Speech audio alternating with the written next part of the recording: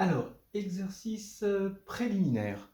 La question 2 est un classique. Il faut calculer le polynôme caractéristique de la matrice compagnon d'un polynôme unitaire. Donc, voilà le polynôme. Quand on va calculer son polynôme caractéristique, on va calculer ce déterminant-là. Voilà. Les moins ici sont devenus des plus. Les plus qu'il y avait là sont devenus des moins. Et puis, il y a une diagonale de x. Et là, alors bon, ils imposaient un petit peu la méthode. Il y a des méthodes plus simples quand même. Mais bon, ok, pourquoi pas. Le problème là ici, c'est comme c'est par récurrence, il faut une initialisation. Et comme il disait que D est strictement positif, donc voilà, donc il donnait D strictement positif, bon, il faut initialiser à 1, ou alors peut-être initialiser à 2, puis dire pour D égale 1, bon, lâcher un peu le morceau. Je sais pas, parce que pour D égale 1, c'était peut-être pas tout à fait clair comment on généralisait CP pour D égale 1. Ça peut être clair pour certains et moins pour d'autres, ça je comprendrai. Bon, mais bref, pour D égale 1, si le polynôme c'est x plus A0, donc il est de degré 1, hein, voilà, unitaire de degré 1, donc il est sous cette forme, ça va être juste moins A0. Et on peut se dire, ouais, mais où est-ce qu'on met les 1, où est-ce qu'on met les 0? Ben non, il n'y en a pas, il n'y a pas la place de mettre tout le monde, on est obligé de faire le choix. Hein, voilà. Et donc, moins A0, hein, quel est son polynôme caractéristique? Il faut prendre le déterminant de x plus A0, donc c'est x plus A0, parce que c'est une matrice 1, 1. Et donc, on retrouve bien le polynôme P de départ. Bon. L'hérédité, donc on nous propose de développer le déterminant par rapport à une ligne, donc x ici, fois... Et donc ce déterminant, c'est le polynôme caractéristique d'une autre matrice compagnon qui correspond au polynôme unitaire de degré d-1, x d-1 plus a d-1, x d-2 jusqu'à a1, d'accord, on le voit bien. Et il faut faire x fois ça, voilà. Et puis, tous ces termes ici, quand on développe, ça va être nul, et il va rester A0. Alors, il faut, attention, multiplier A0 par moins 1 puissance n, puisque c'est la énième colonne, plus 1, parce que c'est la première ligne. Voilà. Et là, on va tomber sur une matrice, d'accord, qui est triangulaire supérieure, avec des moins 1 sur la diagonale, donc, et de taille n-1, donc ça va être moins 1, le déterminant va être moins 1 puissance n-1. Donc là, ça se compense, et il va rester plus A0. Là, on développe, et on va retrouver, grâce à la récurrence, hein, bien sûr, qui est ici, le polynôme P dont on était parti au départ. Et voilà. Alors, le 3, qui faisait partie des exercices préliminaires, était un classique, c'est la preuve assez classique à l'agrégation interne de Cayley-Hamilton, qu'on va trouver un peu partout dans les livres de licence, de Griffon, tout ça. On va avoir, bon, j'espère ne pas me tromper, x dans CP, dans C puissance P, on a une matrice, un carré, et puis on prend x non nul. Hein, donc il faut insister, ce x non nul, il faut quand même bien l'avoir en tête, hein, qu'il va servir quelque part, forcément. Et on prend le min des r supérieur ou égal à 1, tel que x, mx jusqu'à mrx est lié. On nous demande de montrer que la matrice M est semblable à une matrice qui a cette structure triangulaire par bloc, ici avec une matrice compagnon de taille mu, justement, ce min. Là, il y a des zéros, et ici, c'est quartier libre. Hein. Voilà, qu'on appelle M'. Alors, bon, l'idée, c'est quoi? Bon, vous pouvez le voir, hein, vous allez trouver ça probablement dans les gourdons, Griffon, c'est vraiment la preuve classique. Hein. U, un endomorphisme associé à M dans la base canonique de CP. Alors moi j'aime bien ça. Hein. J'aime bien puisque on va dire que M est semblable à M', plutôt que mettre des matrices de passage, je préfère prendre du recul et prendre un endomorphisme. On n'était pas obligé de faire ça, mais je me sens plus à l'aise avec ça.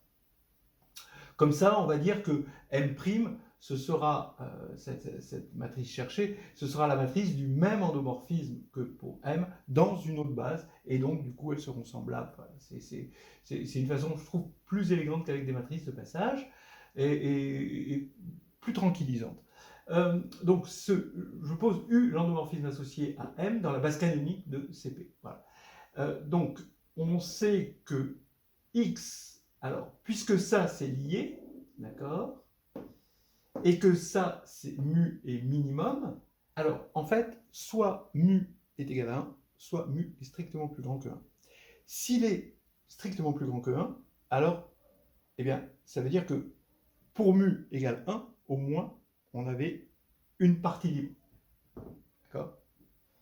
Donc ça veut dire qu'on a accédé à des parties libres, et donc que quand on enlève 1, on a une partie libre. En revanche, si mu est égal à 1, alors on n'a pas encore forcément accédé à des parties libres. Donc ça veut dire que ça, c'est lié.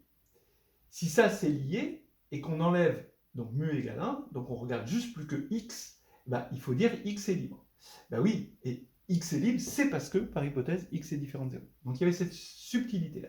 Donc du coup, on a une famille libre. Comme on a une famille libre, le théorème de la base incomplète nous donne une base, et on va regarder la matrice de U dans cette base. Donc, l'image du premier élément, c'est le deuxième élément, l'image du deuxième élément, c'est le troisième élément, etc., etc. Bref. Mais l'image du dernier élément ici, hein, pas de la base, mais au moins de la partie libre. Donc, ça va être U mu x. Image par U, hein, évidemment. Alors, U mu x, eh bien, U mu x, on sait que la famille, ici, est liée. C'est même le min où la famille est liée. Donc, il y a une relation de liaison entre tout ça. Alors, je passe allègrement d'une liaison entre les m et les u. Hein. Donc, u de x, pour moi, j'identifie u de x et m de x. Hein. Et là, on va avoir une relation de liaison avec des alpha. Mais ça veut dire que les alpha i, ici, sont non tous nuls, puisqu'il y a une relation de liaison. Maintenant, si alpha mu était égal à 0, alors on aurait une relation ici. Mais là, on sait que c'est libre, d'après ce qu'on a dit ici. Donc c'est pas possible, parce que ça voudrait dire que ce serait nul pour alpha mu et nul pour tout cela. Donc, forcément, alpha mu est différent de 0. Donc, maintenant, comme on est sur un corps, on peut diviser par alpha mu, ce qui va faire qu'on peut tirer u mu de x en fonction de la famille libre ici, et on obtient des coefficients. C'est simplement que, par exemple, A0, là ici, c'est alpha 0 sur alpha mu. Voilà, hein, tout simplement. Donc on va pouvoir tirer u mu de x en fonction de la famille libre, et c'est pour ça qu'on obtient ces moins A0 jusqu'à moins A mu moins 1. Et là, il se trouve que on n'a rien trouvé, donc c'est 0. Et là, c'est quartier libre, hein, on a des éléments, on ne nous imposait rien ici. Voilà, donc ce qui prouve la chose. Hein, voilà, je crois qu'on a à peu près tout dit. Maintenant, 2. Faut montrer que qui m de x est égal à 0. Je vais montrer que qui u de x est égal à 0, ce qui revient exactement au même. Donc, le polynôme caractéristique de m est égal au polynôme caractéristique de m', ou si vous préférez, je calcule directement le polynôme caractéristique de u dans cette base, c'est indépendant du choix de base, et je sais que le déterminant d'une matrice triangulaire par bloc, c'est le produit des déterminants des blocs diagonaux. Donc ça veut dire, entre autres, que qui Cp va diviser qui U. On peut même dire qui Cp fois qui N est égal à qui U. Voilà, hein, sans trop de mal. Alors, ici, ça veut dire maintenant, quand je vais calculer qui U de X, je vais pouvoir le mettre sous la forme Q de U, qui Cp de U de X. Alors, Q, c'est finalement ici, c'est qui N, hein, voilà. Bon. Donc maintenant, ça veut dire que c'est Q de U. Alors là, il faut faire attention, très attention à la syntaxe, hein, pas écrire des choses qui n'existent pas, quoi. Ne pas appliquer directement un polynôme à X ou des choses comme ça. Hein. Et là, on va avoir Q de U de qui c'est P, on a prouvé en 2 que c'était P, donc c'est P de U de X, mais P de U de X, regardez, alors là, P de U de X, d'après cette égalité, c'est 0. Voilà. Ça dit exactement que P de U de X, c'est 0. Avec P, comme on l'a dit, hein, c'est X puissance mu.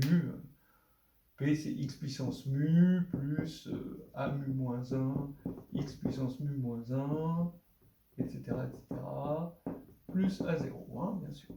Donc ça fait Q de U de 0, et donc forcément, on a un endomorphisme, on a 0, ça fait le vecteur nul.